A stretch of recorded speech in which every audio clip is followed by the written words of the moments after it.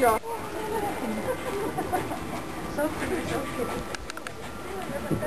Joo, kun tulee kohta tänne päin. Niin, just. Joo, mitä mä katselen.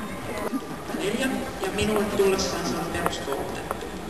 Ensimmäiset yhteiset kuukaudet ovat menneet lähinnä tutustumiseen ja käytöstapojen opetteluun. Uuno kun tuppaa välillä koettelemaan rajoja. Ratsastaessa Uuno on hyvin nöyrä ja kuuliainen. Uudet asiat tuntuvat silti välillä ylivoimaisen jännittäviltä. Joukon viimeisenä meillä on 4-vuotias jalostuksen hyväksytty ori, King's Cross, lempinimeltään Jankka. Ponin isä. Ei tosta ovesta sit pääse tosta, kun tuolla päässä on. Joo.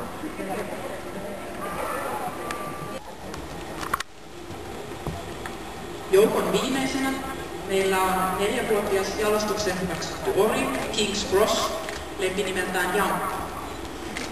Ponin aamupäivällä ja sai jatkoluvat vuosiksi 2009 ja 2013.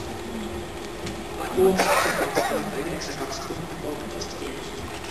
Jankka on King of Heartsin ensimmäinen jälkeläinen.